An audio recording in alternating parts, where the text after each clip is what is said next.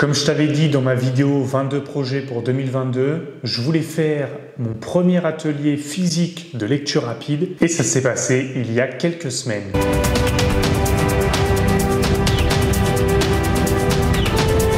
Déjà, comment m'est venue l'idée de faire un atelier physique? En fait, je voulais absolument avoir une sorte de retour des élèves parce que tu sais, quand on fait une formation lecture rapide, voilà, on n'a pas de opposants, on n'a pas de questionnement des élèves sur certains points. Et l'avantage de ça, que j'ai filmé, c'est qu'on a le retour donc des élèves qui aussi appliquent les outils qu'on leur donne, qui ont des questions plus ou moins sur les stéréotypes de la lecture, comment c'est vu, ou même des conseils de lecture que je pouvais leur donner. Il y avait un véritable échange plutôt que, tu vois, là, quand je filme et que il y a qu'un canal, il y a que moi qui parle, sans opposant, on peut pas savoir vraiment si c'est crédible ce que je dis, si c'est vrai, etc.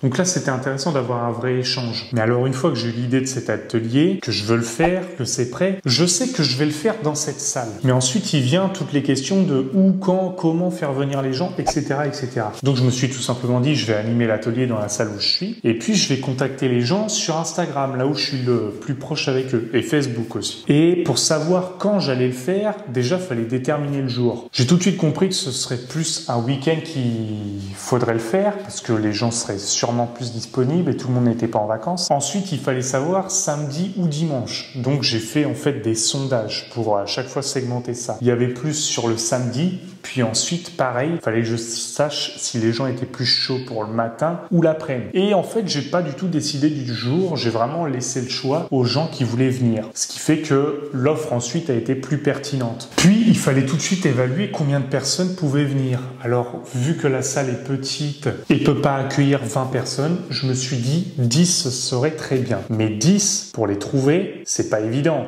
Surtout que c'est pas pareil que les formations que je vends sur site. Là, les gens, ils vont vraiment se déplacer. Encore vendre 10 places en digital, ça se fait, mais en physique, il faut que les gens puissent se déplacer. Donc là, je me demandais vraiment, est-ce que les gens vont vouloir faire tout un chemin vers ma ville perdue, venir ici? Ma ville, c'est Argentan. C'est simple pour t'en souvenir, tu mixes argent et temps.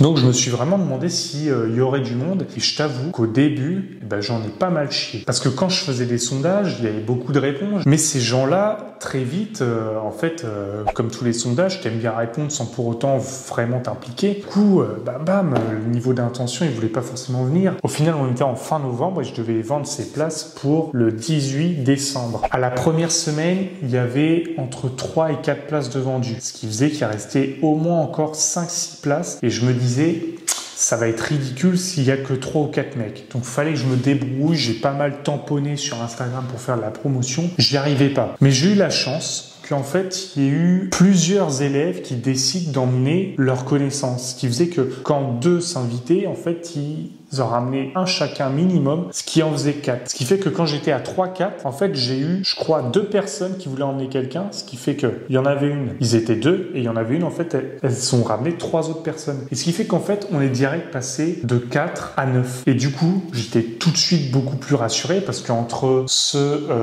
qui ont répondu, mais sans plus d'implication, ceux qui me disaient qu'ils allaient venir et qu'au final, ils ont jamais répondu, tu vois, fallait vraiment anticiper ça parce que c'est pas évident de demander déjà aux gens de venir, mais en plus, faut prévoir tous ces imprévus-là. Ça se trouve, on aurait pu me planter le jour même et ça aurait fait, comme je t'ai dit, ridicule sur 10 places, par exemple, d'en avoir que 2. Donc, c'est surtout ça qui m'angoissait quand je le préparais. Ensuite, pour tout ce qui est organisation, donc les arrivées, je leur avais dit d'arriver après manger. Bon, il y en a qui sont arrivés avant, on a pu discuter, apprendre à mieux se connaître parce que c'était que du digital, tu vois, c'est des gens, ça se trouve comme toi qui regardent la vidéo, qui sont venus, donc on a pu apprendre à se connaître, j'ai pu apprendre les questions qui se posaient. On s'était jamais vu, je crois, de quasiment tous, ou peut-être si, il y avait que je connaissais. Et en fait, on a pu partager réellement pendant pas mal d'heures, apprendre à vraiment se découvrir au-delà du digital, et ça, j'ai trouvé ça vraiment intéressant. Tout ce qui est niveau des prémices, je me suis dit, pour ce cours-là, je peux pas faire du recyclage. Il faut que je fasse un truc inédit, un diaporama inédit, un questionnaire de fin de formation inédit, pour que ça ait vraiment de la valeur valeur et qu'on se connecte et qu'il n'y ait pas des déjà-vus avec tout le monde. Et surtout, j'essaie de les faire participer un maximum. Et dans les prémices à dire aux élèves, c'était bien évidemment de ramener un livre pour qu'ils s'entraînent, mais aussi moi de mon côté, comme je voulais filmer l'atelier, il fallait que je sois pas en galère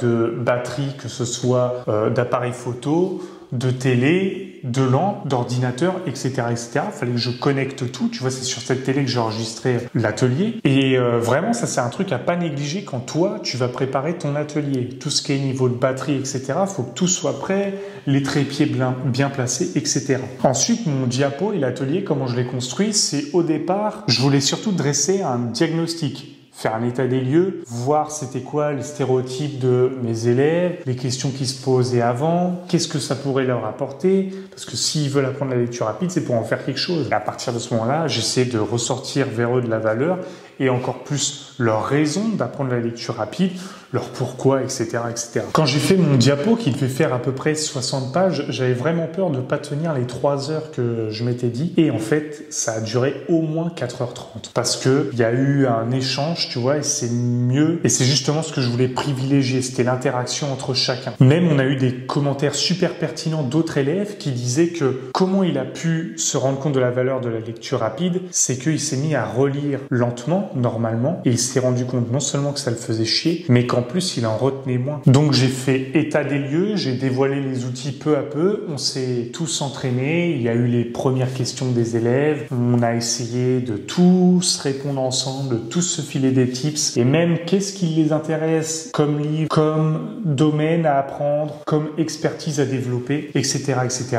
Et on va bien sûr au-delà de la lecture, parce que le but c'est pas de lire pour lire, comme j'aime bien dire, mais c'est surtout de trouver un sens. Moi par exemple aujourd'hui, la plupart de mes lectures sont motivées par le fait que je veuille écrire à mon tour, ou même que je veuille faire des vidéos, que je rédige des articles de blog, que je les apprenne également à mes élèves. Je suis toujours en recherche de ça parce que les livres sont le meilleur puits de savoir du monde. Parce que, de une, les gens ont la flemme d'y aller, c'est moins facile de prime abord que Internet par exemple, et donc on peut y choper vraiment des techniques qu'on trouve pas partout, et développer sa propre pensée. Donc c'est ce que je leur disais, lire pour lire, ça n'a aucun intérêt. Il faut que vous ayez vraiment une motivation. Ça ne marchera pas sinon. Et l'atelier, j'ai voulu le terminer par un questionnaire interactif avec tous les élèves, donc, sur des questions de la formation et voilà, créer un sentiment de compétition.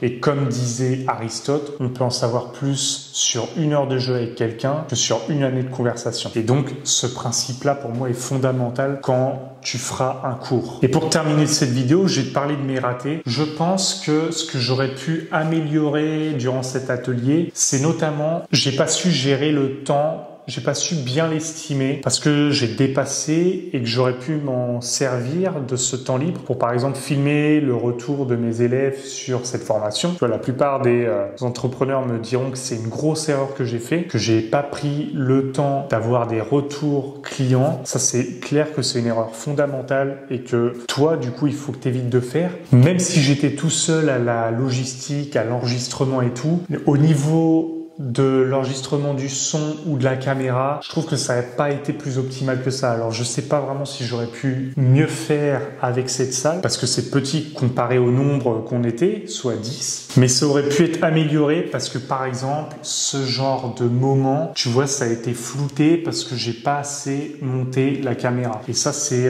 une frustration de ouf parce que tu peux pas le préparer, ça fait une mise au point automatique, tu peux pas savoir à quel moment elle le fait parce que tu es trop concentré dans ta formation. Et puis il y a des fois, tu sais pas pourquoi, elle alterne, elle arrête ou elle recontinue. Et donc ça c'est aussi une erreur que j'ai fait. Mais pour terminer sur ce retour d'expérience, je te dirais que la question que je me pose c'est est-ce que je m'attendais à quelque chose de parfait? Non, je m'attendais juste à le faire. Et pour que ce soit parfait, il faut commencer par faire. Voilà mon dernier conseil pour cette vidéo. J'avais oublié, si tu veux revoir l'intégralité des rediffusions de cet atelier, ils sont disponibles dans la formation championnat pour s'entraîner justement au championnat de lecture rapide. Voilà, c'est en commentaire épinglé, on se dit à tout de suite. Et enfin, tu peux aller te taper une session lecture où on va lire 1 heure ensemble. Moi perso, je vais lire la Pléiade de Nietzsche. À tout de suite.